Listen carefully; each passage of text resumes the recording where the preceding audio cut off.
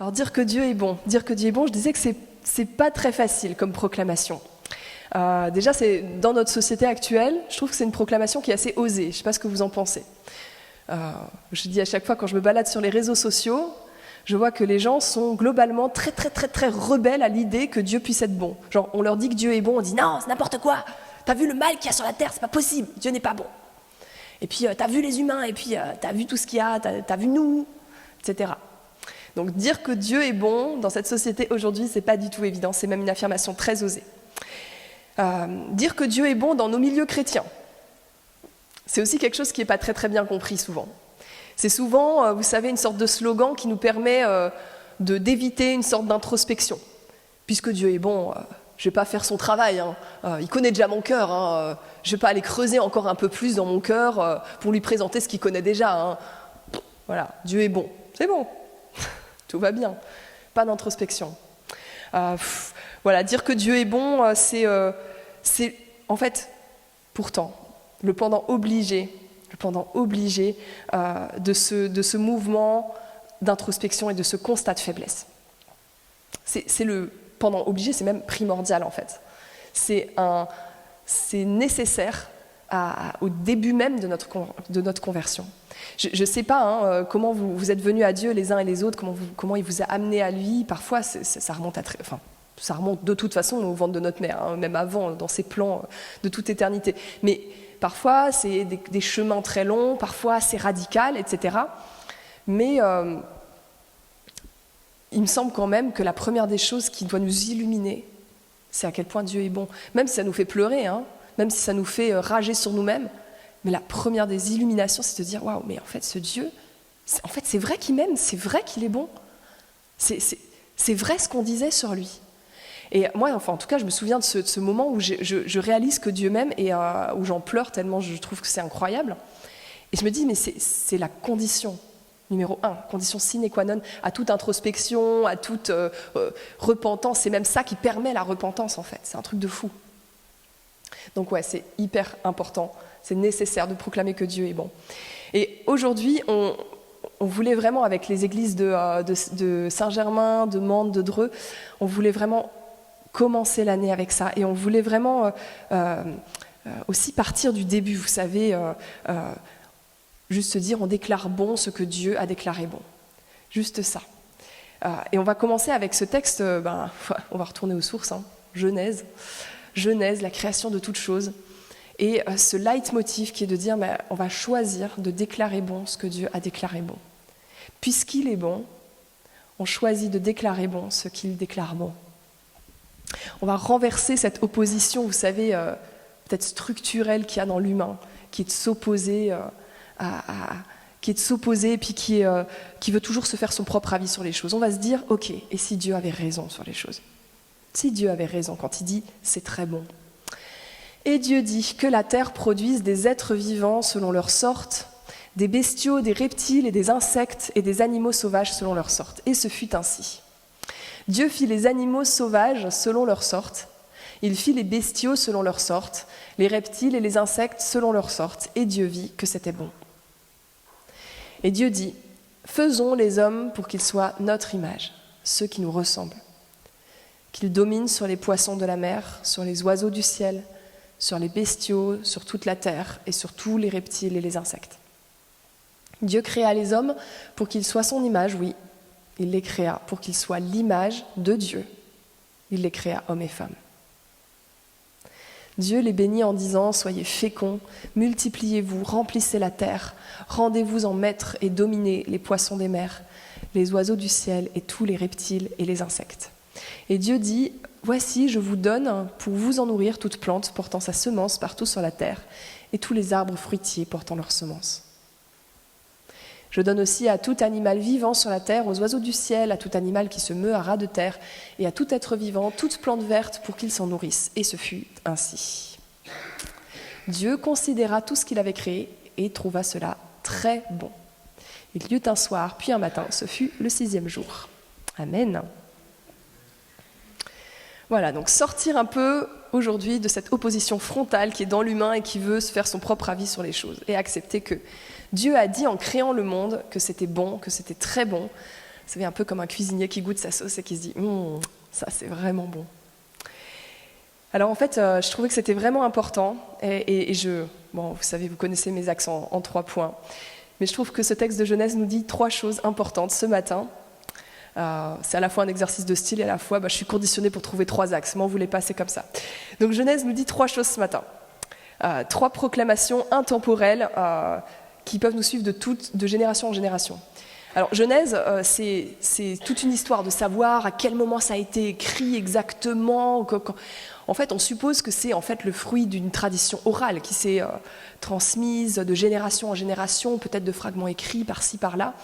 Et on estime majoritairement que ça s'est consolidé vraiment, écrit comme on le connaît là, pendant la période de l'exil. Mais qu'en fait, ça remonte à très très longtemps, évidemment, que c'est une tradition orale qui a vraiment mu en fait tout le peuple d'Israël dans sa constitution. Et qu'à ce moment de l'exil, en fait, ça a été relu comme une super proclamation politique. Un peuple d'Israël qui, en fait, vous savez, vous connaissez un peu l'histoire, ils étaient toujours, en gros, au milieu de tas de croyances païennes, polythéistes, etc., etc. Et ce texte, en fait, de la création, pour eux, ça a été vraiment leur construction, de se dire, mais en fait, nous, notre Dieu s'est révélé à nous de manière flagrante, de manière tonitruante, comme étant le seul Dieu. Le seul Dieu, un seul Dieu. Et c'est ce même Dieu qui crée et qui aime. Et c'est super important, ça. C'est super important parce que, comme je disais, dans tous ces systèmes religieux, en fait, vous savez, depuis la nuit des temps, on constate que le mal, il est sur Terre. C'est pas récent. Depuis que le monde est monde, on voit qu'il y a du mal. Depuis que la chute est advenue sur Terre, en fait, le mal est là. Et les gens cherchent toutes sortes d'explications à ce mal. Vous savez, la première des choses, la chose la plus facile à faire quand on constate une bêtise ou le mal autour de nous, c'est de dire, c'est la faute de celui au-dessus. C'est la faute de celui qui a créé. Vous savez, en fait, ce texte de la Genèse, en fait, il est une proclamation de la bonté du Créateur contre tous les récits mythologiques qui imaginaient qu'en fait, la Terre étant si mauvaise, elle pouvait que avoir été créée par accident, par exemple. Elle pouvait avoir été créée par accident entre des divinités excentriques qui faisaient des trucs et puis du coup il résultait la Terre, voilà, comme une sorte de déchet. Voilà. Vous voyez, c'était ce genre de truc en fait. Ou alors c'était le produit de démiurges. Les démiurges, c'était genre des divinités, mais des divinités malades en fait, des divinités de seconde zone qui en fait faisaient une bêtise et hop, voilà, ils créaient la Terre. Mais vu que c'était que des démiurges qui étaient imparfaits, ils créaient une terre imparfaite. Vous voyez, depuis la nuit des temps, en fait, on cherche des solutions à ce mal et on se dit toujours c'est la faute à avant, c'est la faute à plus haut, c'est la faute à celui qui a créé avant. C'est jamais notre faute. Ça, c'est depuis la nuit des temps. Et face à tous ces récits-là, en fait, le récit de la Genèse est une proclamation d'un Dieu unique qui crée et qui aime. Ce truc qui est complètement contre-intuitif de se dire « Ouais, toi, tu vois une terre imparfaite. Tu vois le cœur des autres et le tien qui est imparfait. » Bon, surtout celui des autres, on est d'accord, on connaît. Mais tu vois cette terre imparfaite. Et tu te dis « Celui qui l'a créé doit être imparfait. » Eh bien non, ce texte dit non. Celui qui l'a créé est parfait. Et il l'a créé dans un dessein de perfection. Dans un plan de perfection. C'est hyper contre-intuitif. Hyper contre-intuitif et hyper nécessaire. Dieu est le même qui a créé et le même qui aime. Il a créé par amour et il a créé un monde bon, très bon. Il a créé un homme à son image, alors même que tu vois tous les déchets qu'il y a sur Terre, alors même que tu vois le péché circuler sur Terre. Vous savez, ça me fait penser à Naël, mon fils, qui à un moment, il avait cette phase, vous savez, quand ils sortent un peu de la phase fusionnelle. Ils en sortent, mais ils n'en sortent pas vraiment. Vous voyez un peu chez les enfants, je ne saurais même pas vous dire exactement à quel âge, mais bon, c'est chez tous les enfants. Puis je me souviens de cette phase où à chaque fois qu'ils tombaient, ou à chaque fois qu'ils se faisaient mal, il avait cette tendance, il était vraiment le seul à l'avoir marqué si clairement. Il se retournait vers moi, il disait « c'est ta faute, maman ». Et chaque fois qu'il se faisait mal lui-même, il se retournait vers moi et il disait « c'est ta faute », comme si j'avais manqué de le protéger, comme si c'était ma faute en fait d'avoir pas pu prévenir la douleur, la souffrance qu'il avait endurée, quoi. Et je me suis dit « waouh, mais c'est tellement comparable à nous ». On voit le mal et on dit « c'est la faute à Dieu, c'est la faute à plus haut ». C'est pas ma faute. Et c'est tellement nous ça, tellement nous ça. Et bien Dieu te dit, ouais, assume d'avoir amené le mal sur terre avec Satan certes, hein, mais à travers cette collaboration, mais assume qu'avant, c'était prévu pour être bon, parfaitement bon, et que c'est encore sur la voie pour être bon et parfaitement bon. Assume que Dieu est vraiment celui qui a déclaré cette création, alors même qu'il savait qu'on allait chuter, alors même qu'il savait qu'il y aurait tout ça, qu'il y aurait toute cette horreur qui nous entoure, qu'on n'arrive pas à expliquer, qu'on n'arrive pas à supporter, alors même qu'il savait ça, il a décidé de créer parce qu'il sait que la création est meilleure que tout ça, parce qu'il sait que ce qu'il en résulte est meilleur que tout ça. C'est un truc de fou. Franchement, est-ce que ça ne renverse pas nos manières de penser ? Est-ce que ça nous confronte pas ? Est-ce que ça ne nous fait pas un petit peu mal même ? De dire, Dieu dit que c'est encore aujourd'hui, le fait qu'on soit là, le fait qu'il y ait la création est encore meilleur que tout le mal qui l'occupe. C'est hyper fort quand même. C'est encore meilleur que tout le mal qui l'occupe. Et il est encore en train d'accomplir sa bonté jusqu'au bout. Et dans ce projet de création, en fait, Dieu n'a pas supporté de division. Dieu n'a pas délégué. Il a été au cœur de son projet et il le mène encore jusqu'au bout. Il y a eu une attaque après, mais au cœur de ce projet de création, Dieu n'a connu aucune division, aucune délégation. Il est à fond impliqué dans ce qu'il fait.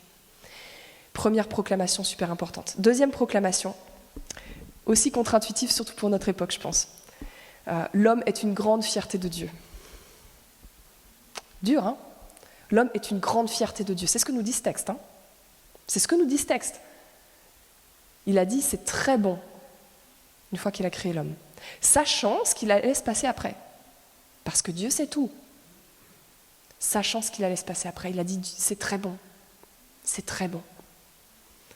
Vous savez, Dieu, c'est pas un naïf qui a créé un truc et puis après s'est dit, oh, zut, ça... Non, Dieu savait tout. Deuxième proclamation, l'homme est une grande fierté de Dieu, parce que l'homme a été créé à l'image de Dieu. Il a beaucoup insisté là-dessus. Dans le texte même, si on revient un petit peu en arrière, vous allez voir à quel point il insiste encore un peu. Encore un peu.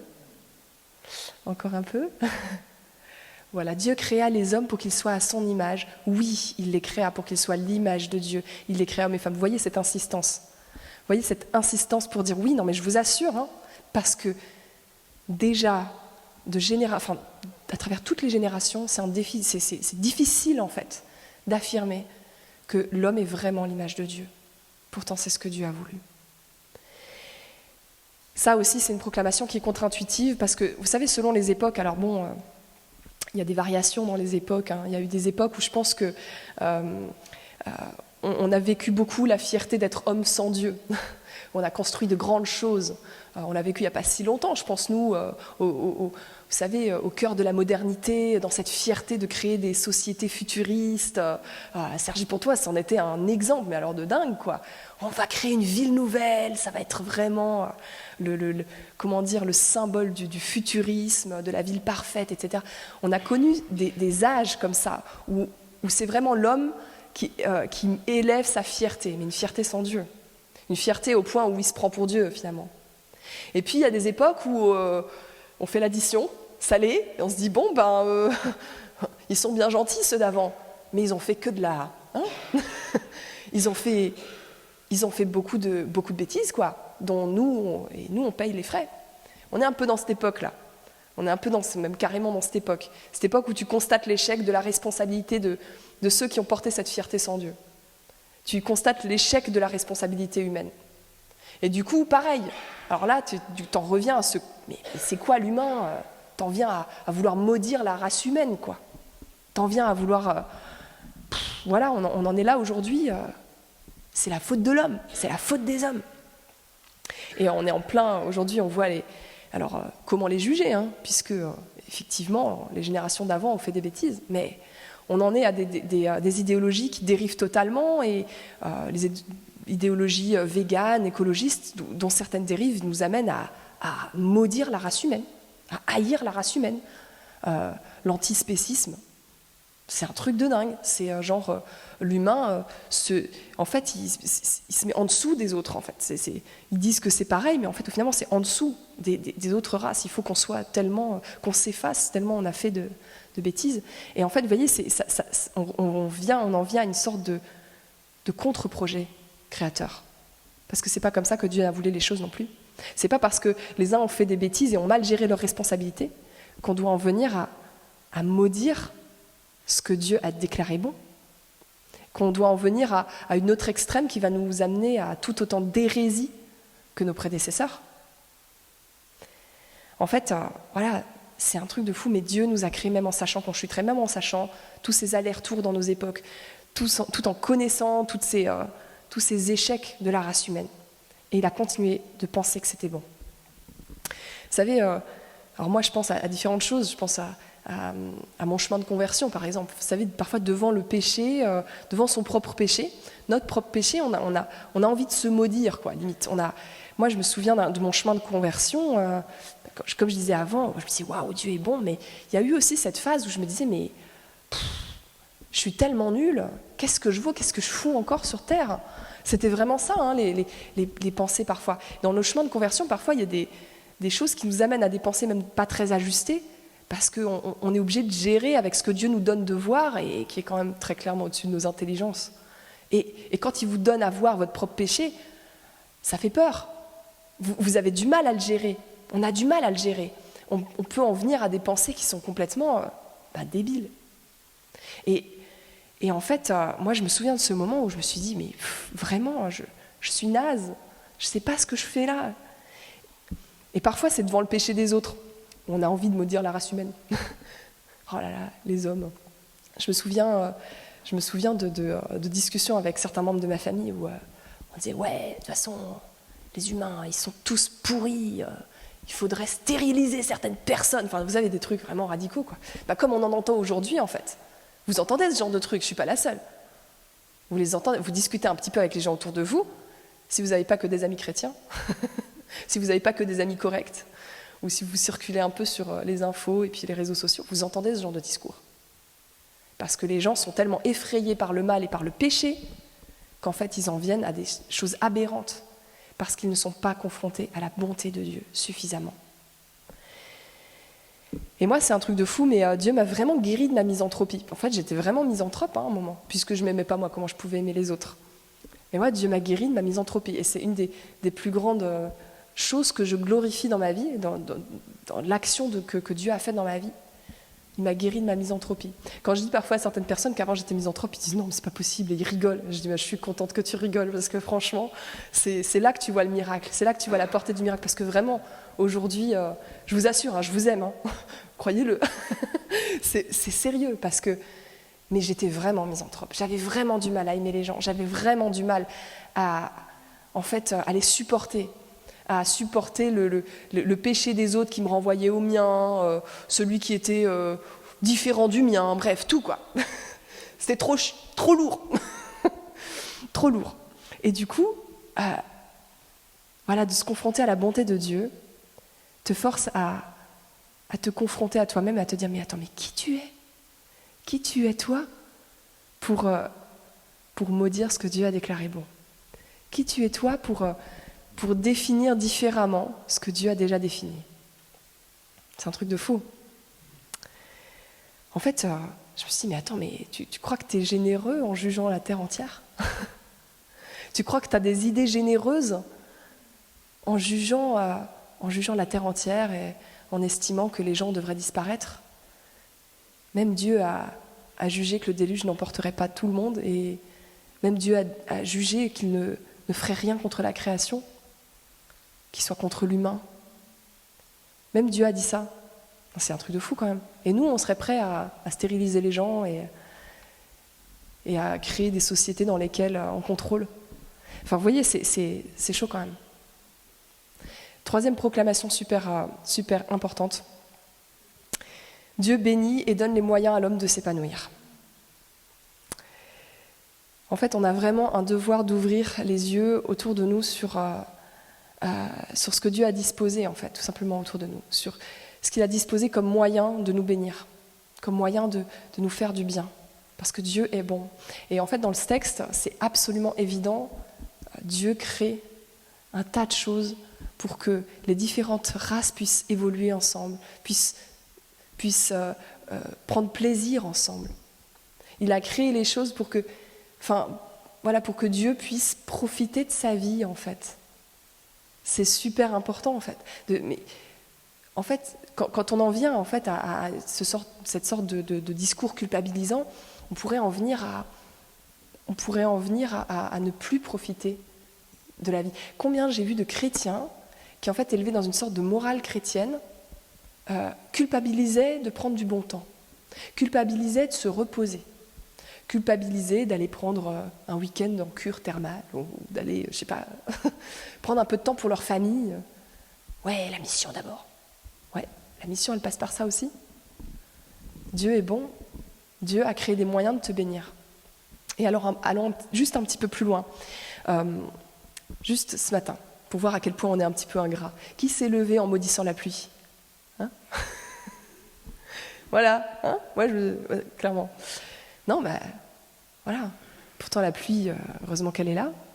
Je sais pas, qui a pesté contre sa situation de célibat et puis ensuite a ragé contre sa situation de conjoint une fois qu'il était marié et a râlé contre le manque de liberté. Vous n'êtes pas obligé de l'y. Il y en a qui a osé. Bon, ça va, parce que je suis pour la paix des ménages, ça va, elle n'est pas là, donc ça va. Non, mais c'est sérieux. Tu rages contre ta situation de célibat et après tu rages contre ta situation de couple. Qui a déjà méprisé l'aide d'un frère en considérant qu'en fait son aide était une sorte de menace à ton indépendance et à ta capacité de t'en sortir seul. Ah, plus difficile ça. Ouais. Franchement, moi oui. Vous savez, accepter l'aide d'un frère. Il y a des gens en fait qui ont ce driver de se dire faut que je m'en sorte tout seul. Faut que je montre que je suis un bon chrétien tout seul. Faut que je montre que je suis fort, j'ai besoin de l'aide de personne. Et qui méprisent l'aide d'un frère, d'une sœur, de la communauté, d'un ami, etc. C'est tellement courant. Qui a déjà justement laissé un ami dans le vent pendant des années alors qu'il avait besoin de cet ami. Ça, voilà. Et je sais pas, qui a déjà abandonné l'église pendant des années en cuvant son péché tout seul. Bon, et plein d'autres situations en fait. Combien de fois en fait on a fermé les yeux aux bontés que Dieu donnait autour de nous, aux bénédictions que Dieu donnait, pour nous permettre d'aller mieux, pour nous permettre de nous construire encore et de nous aussi manifester cette bonté qu'il avait mis en nous. Combien de fois on a méprisé ça, on a fermé les yeux à ça. Et pourtant, Dieu est bon, Dieu te bénit à travers ces choses et plein d'autres encore que je n'ai pas dit et je vous laisse imaginer, lister les vôtres en fait, toutes ces choses qu'il met autour de nous. Et toutes ces choses qu'il met autour de nous, il les met aussi autour de nous pour qu'on puisse nous aussi exercer notre bonté, pour que nous aussi on puisse exercer notre bonté dans ce monde. C'est des choses qui sont à la fois pour nous et à la fois que nous on peut utiliser pour bénir d'autres. Vous savez, voilà, on voit dans ce texte cette image de la nature, en fait, ce n'est pas qu'une image, c'est une réalité. La nature qu'on peut fructifier, qu'on peut faire fructifier, dont on peut tirer du bien, dans laquelle on peut travailler, mais pour le plaisir, vous voyez. Parfois on travaille pour le plaisir. Moi je pense qu'avant la chute, on travaillait déjà, mais on travaillait avec plaisir. Vous voyez ce que je veux dire ? On aimait parce que c'est génial ce qu'on produit, ce qu'on peut produire. Et voilà, la nature qu'on fait fructifier. Je sais pas, la jeunesse est une bénédiction qu'on utilise. Combien de personnes j'ai entendu dire, en fait, pour l'instant, je suis en plein dans la vie active, j'aimerais bien servir le Seigneur, mais honnêtement, je préfère attendre la retraite, je serai plus disponible. Il y en a, ils attendent la retraite pour servir le Seigneur. Et ils laissent passer leur jeunesse où il y a plein de zèle, où il y a plein d'énergie, où il y a plein d'idées, de créativité, de disponibilité, etc. Et ils s'imaginent qu'à la retraite, ils seront plus énergiques. Moi, j'en connais des vieux énergiques. Mais souvent, c'est qu'ils ont commencé très tôt. hein, c'est que c'est une continuité, c'est parce qu'ils ont déjà commencé étant jeunes. Et pareil, nos vieux jours. Combien de personnes se disent « non, je suis trop vieux, j'ai plus rien à apporter ». Et qui regrettent leur jeunesse, qui se disent, ils passent leur vieux jour à regretter leur jeunesse. Ils disent « si j'avais profité de ce temps pour servir le Seigneur ». Et du coup, ils laissent passer toute cette sagesse, cette maturité, cette prise de hauteur, cette expérience. Toutes ces choses-là qui peuvent être un bien tellement précieux pour l'éternel, pour témoigner de l'éternel dans ce monde. Bref, et puis tout ce que j'ai cité avant, l'amitié, la communauté, le célibat, la situation maritale, toutes ces situations sont des bénédictions. Je dis vraiment toutes, parce que quand on est dedans, en fait, Dieu te dit, tu peux en faire quelque chose de bien. Si tu avances, ta situation va changer, ta situation elle va évoluer. Mais si déjà au cœur de ta situation, tu n'es pas capable de te dire, attends, tel que je suis là, avec tous les défauts qu'il y a, Dieu a dit que c'était bon. Si tu n'es pas capable de dire ça, comment tu seras capable de dire que c'est bon après ? Tel que je suis là, avec tous mes défauts, Dieu a dit, c'est très bon. Alors allons-y, déclarons bon ce que Dieu a déclaré, bon. Je vous invite à prier et à nous exposer devant le Seigneur. Ouais, Père éternel, tu es bon et nous voulons le proclamer ce matin. En ce jour pluvieux, nous voulons proclamer que cette pluie, elle est bonne. Et pardon d'avoir pesté contre la pluie ce matin. Pardon d'avoir hésité à venir dans ton temple ce matin. Pardon d'avoir donné plus d'importance à ce qui nous donnait des informations négatives sur nous-mêmes. Pardon d'avoir laissé dans nos pensées des choses qui méprisaient tes créatures. Pardon d'avoir cédé à tout ça et nous voulons maintenant vraiment déclarer que tu es bon et que dans ta bonté, tu nous as créés. Dans ta bonté, tu as créé un monde qui est bon. Tu as créé un monde qui, malgré la chute et le péché et tout ce qui le traverse, est encore bon et va vers une pleine bonté. Tu es l'alpha et l'oméga et tu connais l'aboutissement du chemin, c'est ton royaume, tout simplement. Et ton royaume est magnifique. Alors, ce matin, nous voulons proclamer que nous y allons, nous avançons vers ce royaume magnifique. Et déjà maintenant, nous sommes dans ta bonté, mus par ta bonté. Donne à chacun ici de vraiment considérer, ouvrir les yeux sur tout ce que tu as disposé autour de lui et en lui, comme de bonnes choses, des choses de bénédiction pour sa vie et pour sa mission. Donne à chacun d'entre nous de proclamer, donc de sortir d'un cercle de pensées négatives. Donne à chacun d'entre nous de te contempler comme étant le maître de toutes choses, souverain, qui connaît nos cœurs parfaitement, qui connaît tout de toute éternité. Donne-nous cette confiance en toi. Comment pourrait-on ne pas avoir confiance en toi ? Oui, que tu sois notre maître maintenant, totalement sur notre cœur, et que ta bonté y règne. Au nom puissant de Jésus-Christ. Amen.